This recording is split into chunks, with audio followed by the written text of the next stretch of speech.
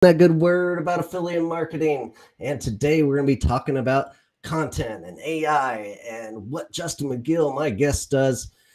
Justin, thanks for joining me, man. We're going to be talking about the industry of artificial intelligence and what it's doing to the content industry. And we're going to really be digging into it. We're going to be having some live Q&A going on. But before we get into that, Justin, who are you? Tell me about you. Yeah, man. So founded Content at Scale. It's a long form SEO, high quality content writer. Before that, had a software company called LeadFuse, and back in 2008, had a digital marketing agency that was focused on SEO and content marketing. And kind of the need originated then, right? Mm-hmm. We were playing around with syntax, content spinners and everything else, and trying to scale up content back then, and it just wasn't happening. And then when I launched my first software company, although it's an outbound sales tool, it actually relies 100% on inbound because I just blogged from day one, right? So literally live blogged the launch of it actually. And then over time it was just like I've been wanting to scale content. It's an expensive thing to do until AI came along, and as that started to make some headway, I felt like there was probably a really good opportunity there, in particular on the blogging side. And so that's where, we focus exclusively as just long form SEO driven content. Outstanding. And you've been a serial entrepreneur for a while, right? You've been in this industry, not necessarily in the content creation side, but you're generating SaaS products. And I've gone through your history. We've had some conversations in the past where you and I did some partnership work. But tell me more about like this journey for you in the AI content. Yeah, I think back to my agency days, right, in 2008. I mean, one of the things, like at the time, I was always trying to productize things. It wasn't a term back then, right? But I wanted to get systematic because I was always thinking about the scalability of it. And content obviously is king and was back then. And so, the challenge was always, again, just scaling that was not easy. Now, back in the day, the barrier for content quality was pretty low. I mean, you could use these spinners and get away with it, at least for a little while. And so, that concept has been around for a while now, right? I mean, since the dawn of content marketing and SEO, quite frankly. And realistically, like SEO to me is kind of like it's content marketing at the end of the day, right? Like sure there's on-site things that you need to do one-off, and there's link building and stuff, but it all, like, content fuels it. And so that was always at the forefront. It's been historically very expensive to do because you had to hire so many writers. You didn't know when or if there was going to be an ROI, right? So you don't know what pieces of content are going to stick and blow up, right? So that's kind of the challenge of it all. And so how do you simplify that to where you're producing high quality content, right? But it's optimized. You're not spending hours on end trying to get content published. A full-time writer could do like 15, 16 posts a month, right? If they're like high quality. And sometimes less than that, right? I mean, some of these, you spend 20 hours on, right? Depending on the level of research you want to go into. And so, the idea of scaling content marketing has always been a challenge. And so that was how we, started to attack this. I mean, we were working on this since 2021, finally launched the actual software. So we were like the first, what we call an AIO agency. We didn't call it that at the time, but we've kind of adopted this term called AIO. So artificial intelligence optimization, right? And so we were the first like agency built on AI. And now I'm not saying we were the first to use AI. Sure. Everyone else was hiding that fact, right? They were trying to pass it off as human. Whereas, for us, I mean, we were actually open about it, saying, this is how we can scale it for you because we're incorporating AI. And so, that went great. That, I closed $30,000 a month in revenue in the first 3 weeks, and then realized the AI was not ready yet. So this was December 2021, and we ended up needing to like put accounts on hold and pause billing for several months for us to figure out how we were going to actually deliver the content that we sold, and it was a nightmare experience. But through that, we were able to dial in the product better, and got to a point by September where we had something that was really good. And so, yeah, that's been the backstory here so far. It's an incredible journey. Like everything starts as a service, and then you eventually you develop these plans to create your software so that you can bang your head up against the wall trying to sell it for the next 5 years. But Right. it sounds like you've got an incredible journey, and I'd say the progress between of content AI, like in general, has come leap and bounds. Like in the last 5 years, it's been an incredible uptick of like the capabilities of it. It's just been disgusting. Like I've never seen anything like that work so fast into that. And your entrepreneur journey, I believe it started on the poker room, right? You you hit the poker room, and I think you and I know faces. I was dealing WSOP like 2006 to 2010 maybe, and I was playing a lot. I know I took some money off you at the tables in Vegas somewhere. I'm sure. That's funny. You landed a big cash back in the day, didn't you? I did, yeah. Final tabled a World Series event. Well, it wasn't the big one, but it was Yeah. nice, little 6-figure pay, right about there. Right. But it was cool. So we had a group of friends, and we would get together once a month, and we would play for points, and then we'd all buy in or whatever, and then you got points for how you finished, and people with the highest points got seats to the World Series event. Nice. And that's how we did that, and it was a lot of fun.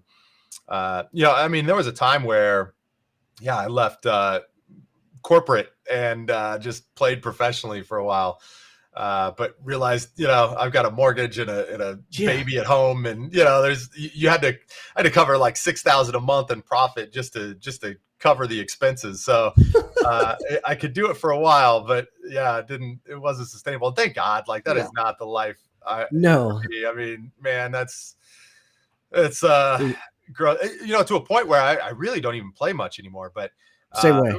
Yeah, there was a while there, when I first got started. I mean, I had read every single book published on poker. Right now, there's all kinds, but for sure. Yeah, I consumed it left and right. I was a big fan. Rounders is still like my watched it 20 times, right? Like it's so funny how similar our journey is in that essence, because I did the same thing. I graduated college, went and blew my entire bankroll trying to win a big $1,500 tournament, and never got past day one. And then I got like super depressed, and then I got my first job in affiliate marketing because of it, because I was, I had this college education. I couldn't use it to do because of like the job crisis, and went out, figured a way into affiliate marketing, and never looked back. So nice. it just our careers go that way. But I attest like that poker mentality into like the entrepreneur mind essence, essentially, and like why I've never given up on this dream of trying to make my own agency or make my own products and my online course. And I think you have to have that, like something in your history has to make that connection, and that's what poker was for me. So I don't know if it's the same for you. Yeah, I wrote a whole blog post on how there's the parallels, right, between business and poker. I mean, I wrote this years ago, but really, I do think there's a lot of carryover, and a lot of skills that you learn at the poker table definitely apply from a business perspective. So I think it's served me well. Awesome. Well, I want to get into more about content at scale and what you do. But before I get into that, I want to go into my sponsor, SEMrush, today.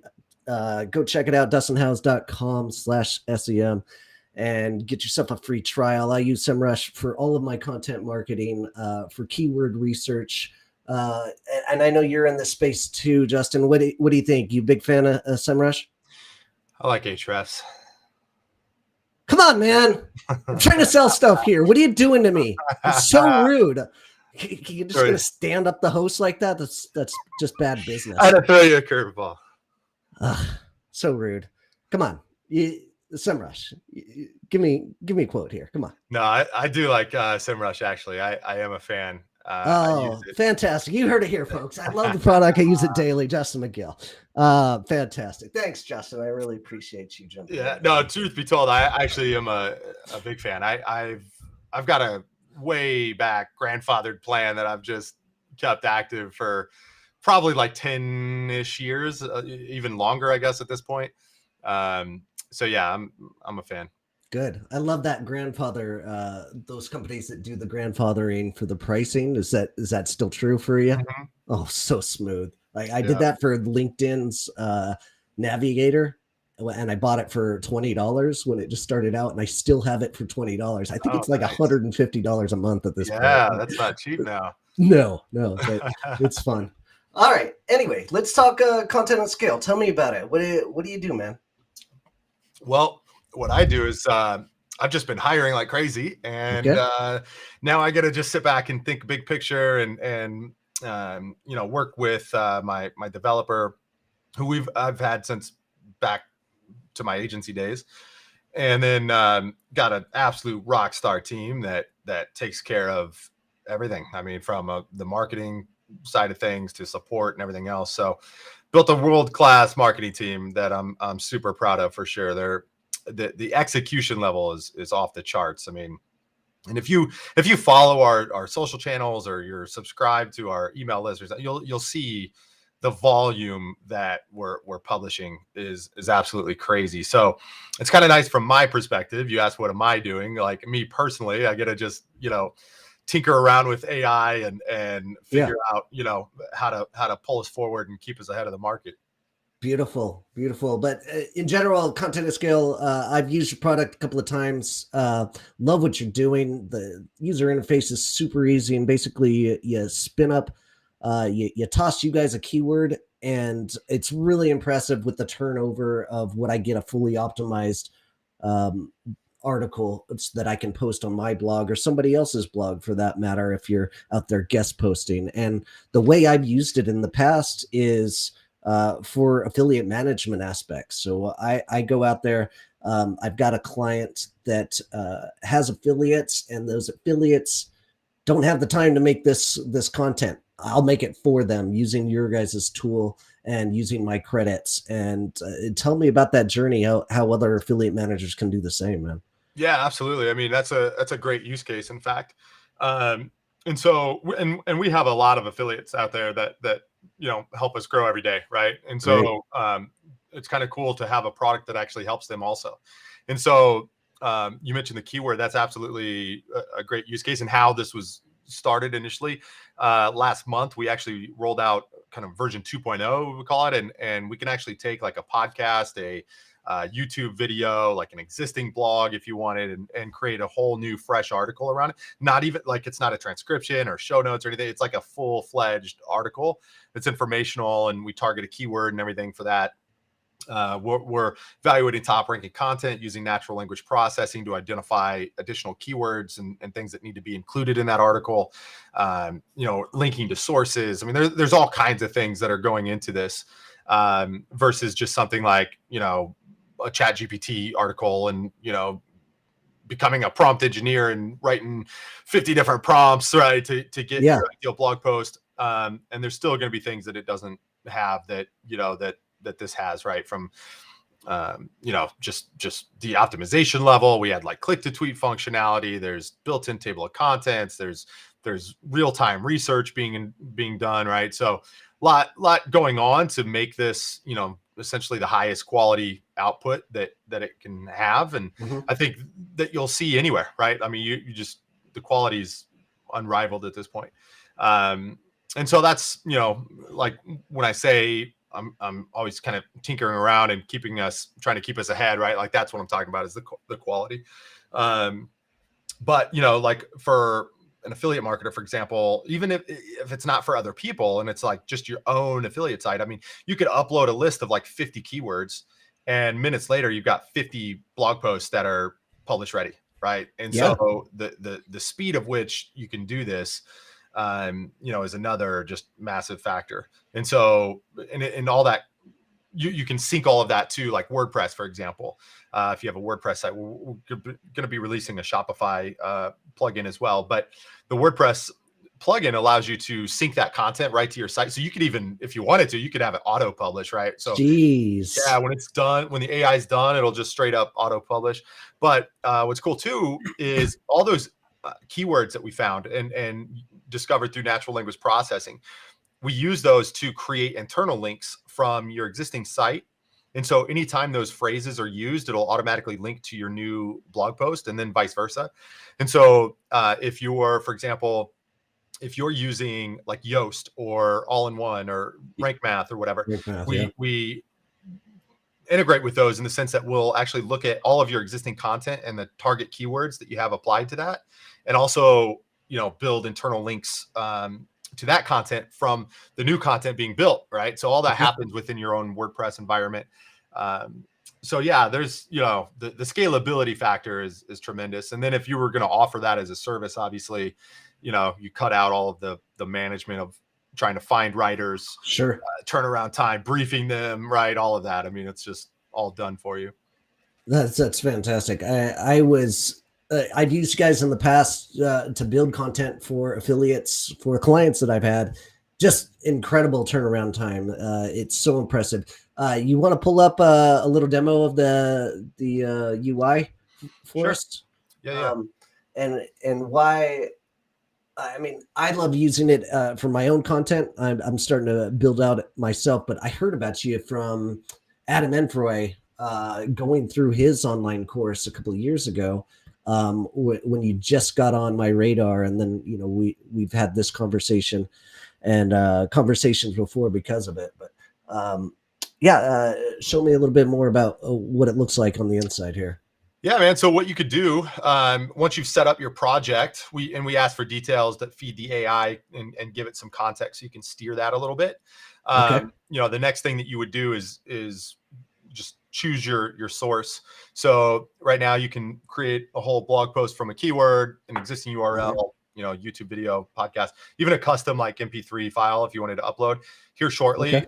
we're actually going to be releasing by the end of this month, we'll have the ability to upload like a Word doc or a PDF or even like a PowerPoint presentation and turn those into full-blown blog posts as well. So you've got a lot of different ways where you can like repurpose your existing content and turn that into, long form SEO driven content, right? So smart. So I don't even need Descript. I can just use this so YouTube live and I put it in here and it'll make a blog post for me. Yeah. So Descript is awesome though for like fixing edits and doing all that with your actual audio, right? Whereas we're not doing any of the editing, but what we do is we take that file and then turn that into a full blog post, and we'll embed your podcast into that as well. Or if it's someone else's podcast, right? And then that episode will get embedded into it as well. Most people use like the keyword, right? So a keyword they want to rank for, you just add that here or upload a list of them. You can choose your word count range. Typically, they come out about 2,900 words by default. So if you just leave this alone, like that's what you could expect. And then you can give it some additional context if you wanted it to kind of go down a certain route. We don't necessarily recommend that. We used to. It's just that the AI is so good now at like identifying what needs to be said based on the research that it's doing before it starts actually putting the article together. And so, we typically just recommend letting the AI do its thing. And then after the fact, of course, you can go in and edit and do whatever you want, right? So like you can come in here. So like, actually this is about like a new post that we just did. It looks like that is on Google's release, right? So I don't know if you're up to speed, but yesterday Google announced, they have a whole new update coming to their search engine, right? That's incorporating this generative AI. And so it's pretty cool. I mean, you can see some of the results here, a lot more interactive. You can ask follow-up questions. Now, this someone came in and has worked this a little bit and where they're embedding this, unless they did a video version. No, okay. So they did keyword. Okay. So someone's come in here and already started to work this, it looks like, because they added the video. The reason I checked is because if you do it from a YouTube video, it will actually embed the YouTube video that that you gave it as well, to to seed the content, if you will. Okay. But and they've added some images and stuff. But you can see, like, let me see if there's one that hasn't been messed with yet. Oh, so this came from a podcast episode. You see the icon here.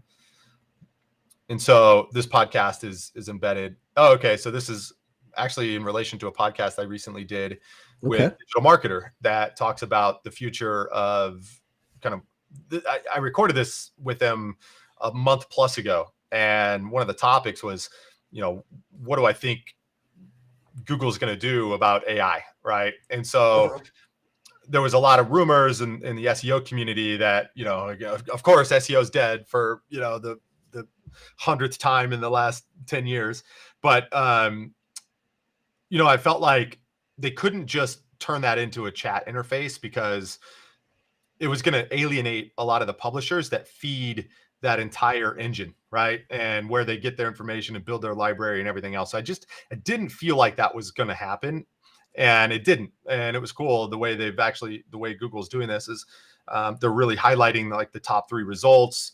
The 4th result, I think, actually becomes more valuable because it's the first listing underneath the top 3 kind of groupings. So it's kind of interesting how they're doing it.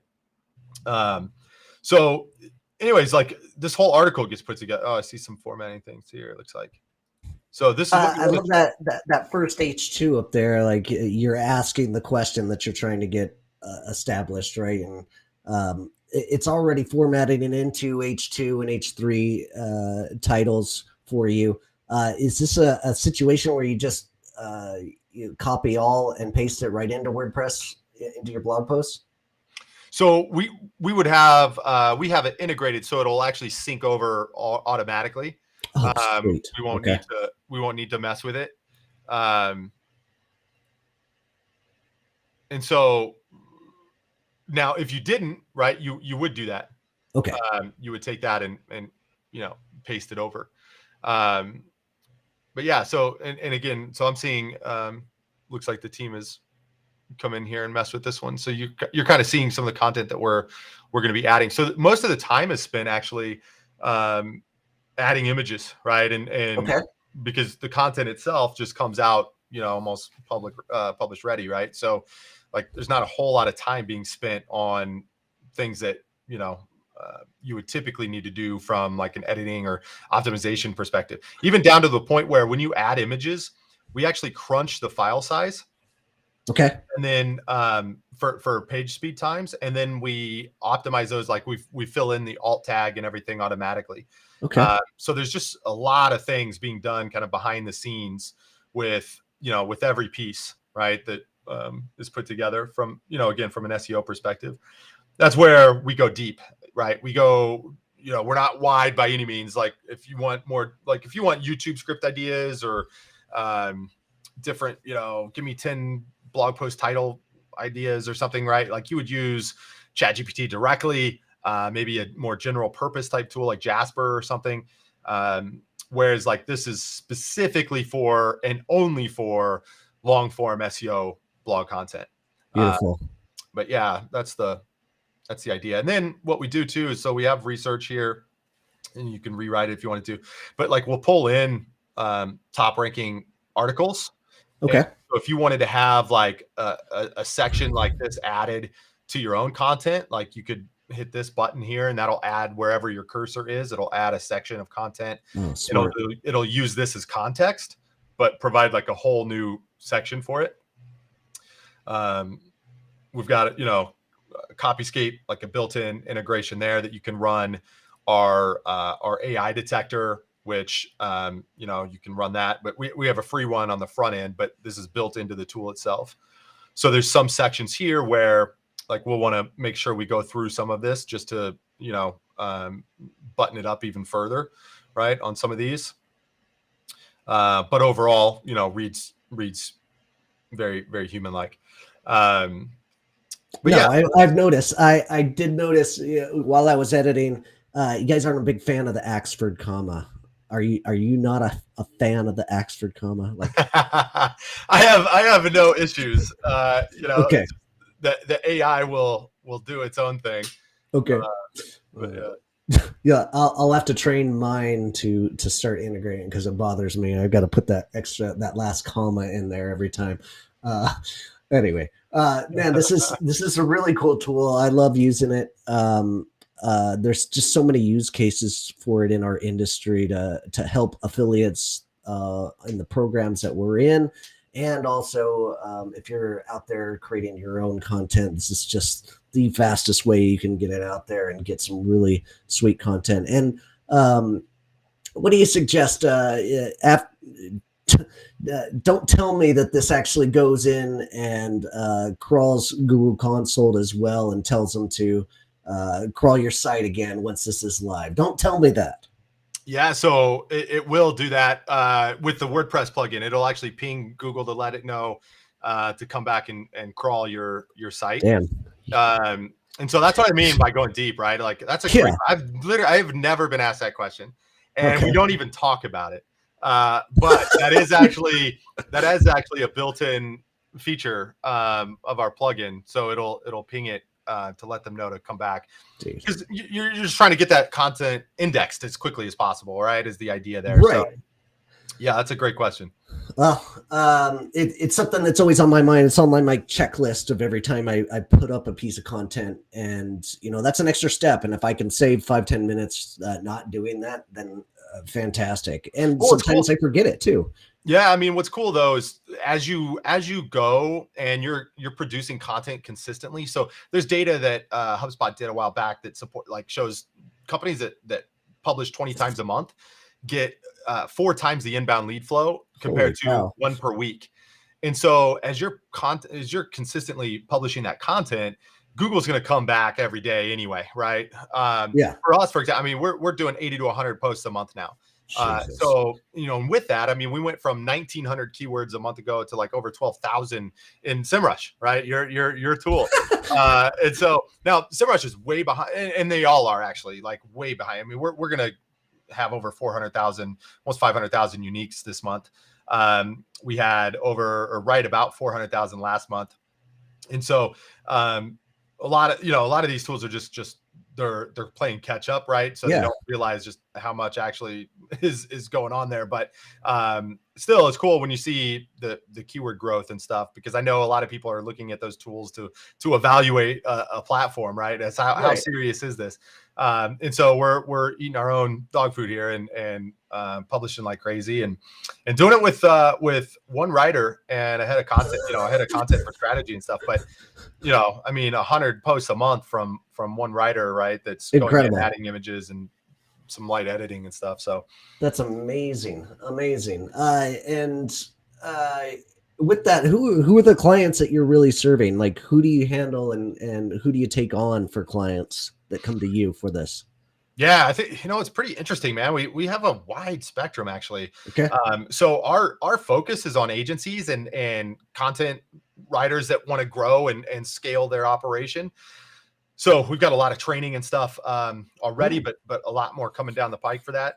But we have just solo company, B2B SaaS companies. We've got we're actually releasing a Shopify integration. We have a lot of Shopify customers for their e-commerce store, right? So I mean, it covers the gamut, quite frankly, as far as like who uses it, and it's how many companies do content marketing, right? I mean, that's kind of the market. It's just for us, it's like who's doing that, consistently and needs it in volume, and that's who our efforts are for. But who can get the value from it? It's any company that's trying to do content marketing, quite frankly. Oh, solid. All right, so anybody can use it. Anybody doing content marketing and wants to scale it up, and come and see Justin for more information there. And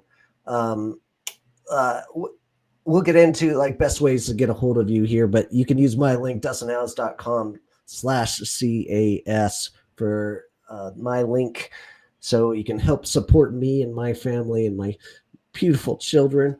that need to be fed. Speaking of eating your own dog food, I am an affiliate of this program and enjoy sharing it with my clients and folks that are out there. I tell affiliates about it all the time as well if they really want to scale up, because one of those big hurdles that you face as an affiliate manager is getting on the content schedule of a publisher. And if you can just skip that and get to the head of the line and give them free content that they don't have to pay for or do anything with, just to post it, it's such an easy game and it makes my life so much easier. So I love what you guys are doing. Great use case there too is like guest posting, right? So you're building links and stuff back to your site, which ultimately, I mean, we didn't talk too much about the future, but like when you think about if everyone's using content scale or a version of it, right, or a solution like that, like how is Google going to give the rankings, right? It's going to be based on who has the authority. And so you not only do you need to get there first and produce that content out of the gate, right, and answer the questions that your audience has, but building up your domain authority, I think is an important piece of the puzzle too, especially long term when you've got competitors trying to all talk about the same things as well. So A, you've got to have the content, right? That just becomes table stakes. And then B, you've got to be thinking links and building domain authority as well. And so you could use a platform like this to actually do guest posts and stuff to, build up your link counts, right? In the same way that you would be using it to publish on your own blog. Oh, absolutely. And on that note, like, here's a hot question in affiliate marketing and something I often try to get affiliates to use their affiliate link so that they cash in. But I always try to get them to do one organic link throughout the article, something hidden in text that's not going to be super relevant. Maybe it's a focus keyword or something that they aren't using.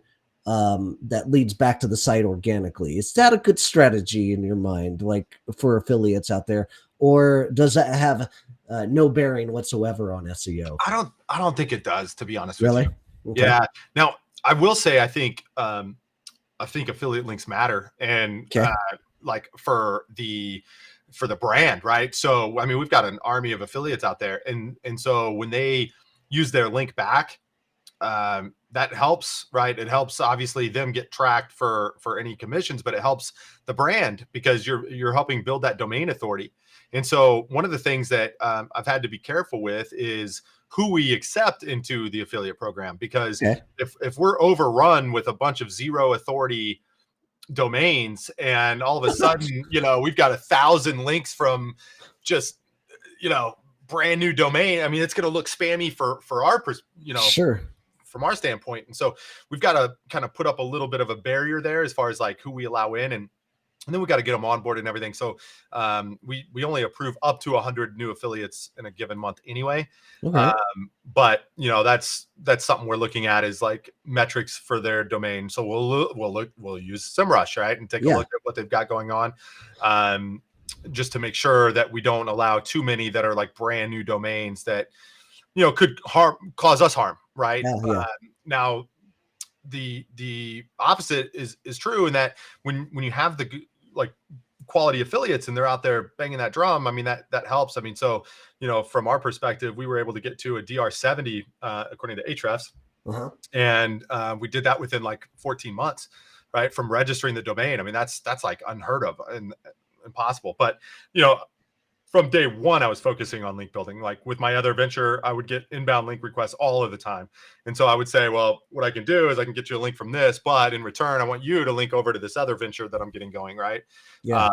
And so I was able to work those exchanges. And now, that we're starting to really ramp up our content marketing efforts, we're seeing the benefits of that, So and everybody wants to work with you after you get to that certain level. I mean, the requests come inbound all the time now. For sure. And you almost need somebody to handle all those requests at this point. So I actually have a full-time link building team. We have 3 full-time link builders on our team, which is unheard of when you're not an agency, right? I mean, there's not too many SaaS companies that have their own link building department. But when I said looking ahead to the future, I believe very strongly that links are a big factor, and probably even more so going forward, just because of the volume of content being published. And so I wanted to make sure that we were thinking about that, going forward. So yeah, we've got a link building team. I just forward all those to them every time, but that's good. Anyways. That's good.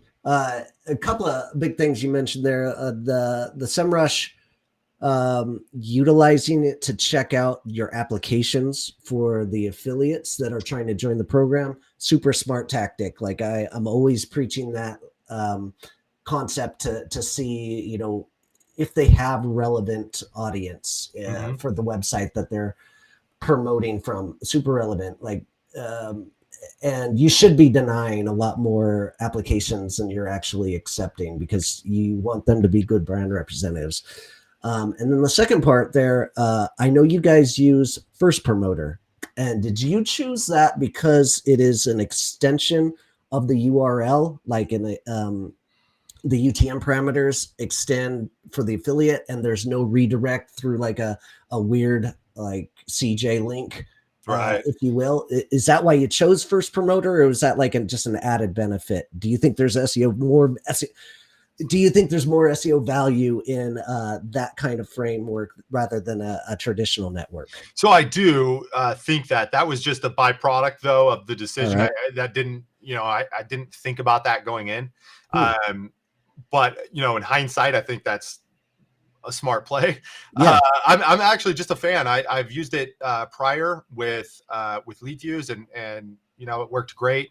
I was using a different product before, and we had a massive issue in the sense that when subscriptions were canceled, they were not canceled in that software, and so we were paying commissions for customers that weren't a customer, and we did that for almost a year before we caught on. It was painful. I could not believe it. I was like in arms. And you can't claw those back either. Right. I mean, we just had to write it off, but a total shock. And so I switched over, have had zero problems. I've had a lot of conversations with their founder.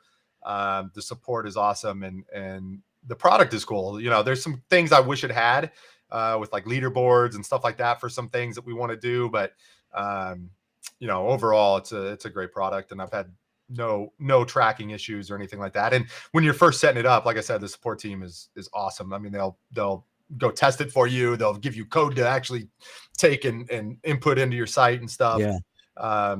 Absolutely. It's cool. Yeah, it's one of those products I promote in the course, especially if you're on a budget, very much cheaper than your Impacts or your Partner Stacks, that I also suggest for SaaS products for bigger brands or something. But for a SaaS product that is, you're not going out there and actively recruiting, or maybe you just need it for some of your influencers out there. Great solution. It does get price. So we're in the 6-figure a month range. And so it gets in referred affiliate revenue. And so when you're at that level, it does start getting up there. But yeah, to get started, it's pretty affordable, which is nice. Very much. What's cool too is we actually have it where when someone clicks on your affiliate link, they actually get 20% more post credits on any plan.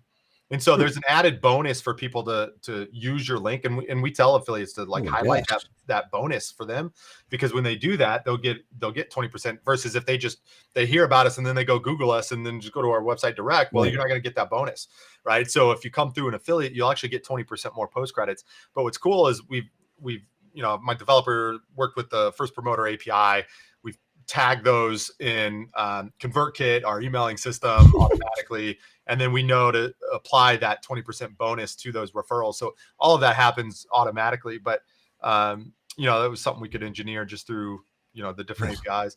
This is, I didn't know about that function. And so that just, everybody out there listening, click my link, please. I want more credits. I'm going to take this conversation, I'm going to descript it, I'm going to figure out that keyword. I'm going to plug it in and create a new blog post, and I'll have this all live by the end of the day. So Nice. This has been eye-opening. Thanks for nerding out with me on this. We're way past time. I don't want to take too much of your time. Where can people find you, bud? Yeah, you can hit me up on LinkedIn. Email me, justin@contentatScale.ai. Excellent. Okay. Well, thanks for joining me today. If you would like to join me on Affiliate Nerd Out, go to dustinhouse.com/nerd and drop an application. I would love to have you. We can hang out.